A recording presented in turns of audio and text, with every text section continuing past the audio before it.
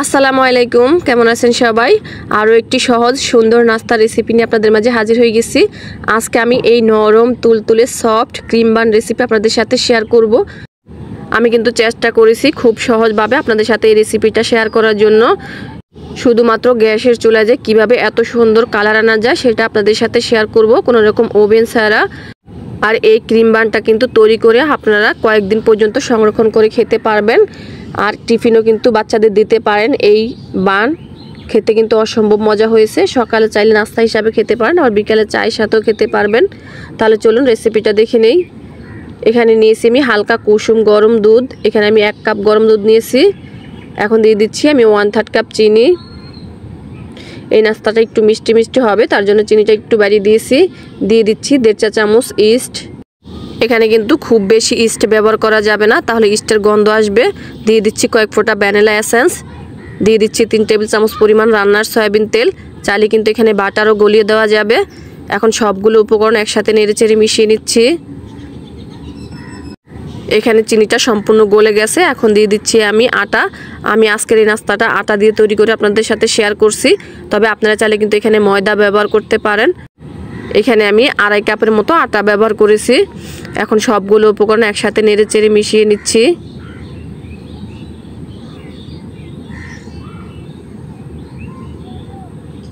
আমি খুব ভালো করে নেড়েচেড়ে মিশিয়ে নিয়েছি। এখন হাত দিয়ে একটু মথে নিচ্ছি। এই ডোটাকে কিন্তু একটু আঠালো নরম দেখে তৈরি করে নিতে হবে, এতে করে নাস্তাগুলো খুব সুন্দর হবে। এই যে দেখুন, এখানে কিন্তু আমার আঠালো একটা ডো তৈরি করা হয়ে গেছে। এখন একটা ঢাকনা দিয়ে রেস্টে রেখে দিচ্ছি 1 ঘন্টার জন্য। এখন আমরা ভিতরের জন্য একটা ক্রিম তৈরি করে নেব। এখানে আমি 1 কাপ গরুর লিকুইড দুধ নিয়েছি। দিয়ে দিচ্ছি 1 চা চামচ কর্নফ্লাওয়ার, 1 টেবিল চামচ দিয়ে দিচ্ছি গুঁড়া দুধ, 2 টেবিল চামচ দিয়ে দিচ্ছি কোকো পাউডার, 3 টেবিল চামচ পরিমাণ দিয়ে দিচ্ছি চিনি। চিনিটা আপনারা আপনাদের পছন্দ অনুযায়ী বাড়িয়ে কমিয়ে নিতে পারেন।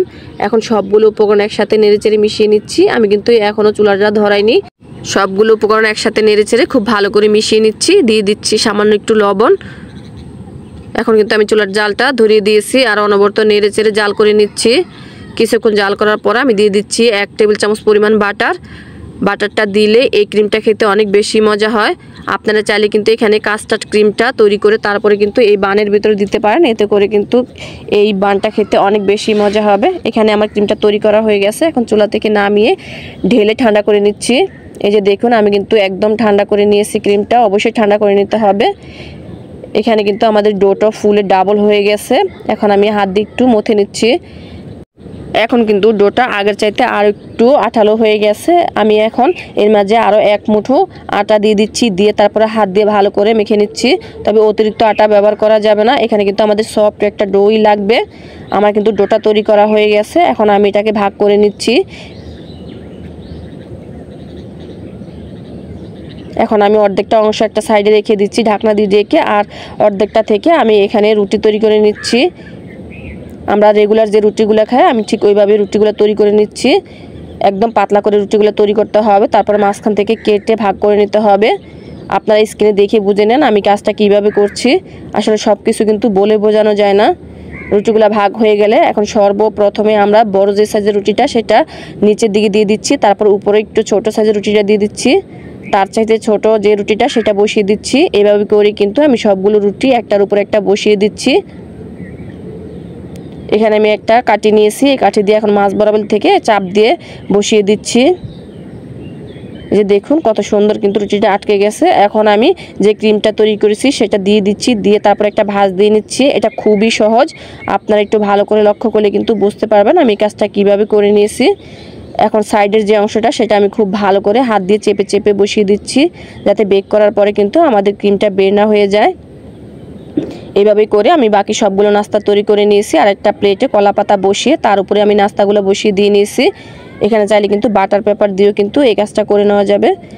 আর এখানে নিয়েছি আমি একটা ডিমের কুসুম। ডিমের কুসুমটা খুব ভালো করে ফেটিয়ে এখন আমি বানের উপরে দিয়ে দিচ্ছি। এতে করে আমাদের এই বানটা খুব সুন্দর একটা কালার চলে আসবে, একদম ওভেনের মতোই হবে।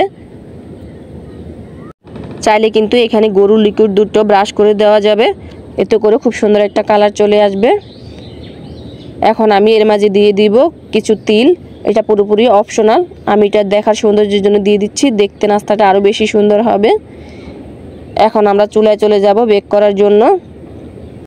আমি চুলায় আগে থেকে একটা হাঁড়ি বসিয়ে দিয়েছি 10 মিনিটের জন্য। 10 মিনিট পর আমি ঢাকনাটা খুলে কিন্তু এখন আমি নাস্তার প্লেটটা বসিয়ে দিচ্ছি, দিয়ে একটা ঢাকনা দিয়ে দিচ্ছি। আর এটাকে বেক করে নেব আমি এখানে 45 থেকে 50 মিনিটের জন্য। ফিরে এলাম 50 মিনিট পর। দেখুন মাশাআল্লাহ কত সুন্দর একটা কালার চলে এসেছে। এটা কিন্তু কেউ বুঝতেই পারবে না যে আপনি এটা চুলায় বেক করেছেন, এটা কালারটা এতটা সুন্দর এসেছে। আর মাশাআল্লাহ অনেকটা সফট হয়েছে, দেখে নিশ্চয়ই বুঝতে পারছেন এটা কতটা সফট হয়েছে। এই বানটা আমি আপনাদেরকে একটু ভেঙেও দেখাচ্ছি এটা কতটা সুন্দর হয়েছে, কতটা স্পঞ্জি হয়েছে। তো বন্ধুরা, আশা করব আমার আজকের ভিডিওটা আপনাদের কাছে ভালো লেগেছে। ভালো লাগলে লাইক দিয়ে দিবেন আর আমার চ্যানেলটাকে সাবস্ক্রাইব করে নেবেন। আল্লাহ হাফেজ।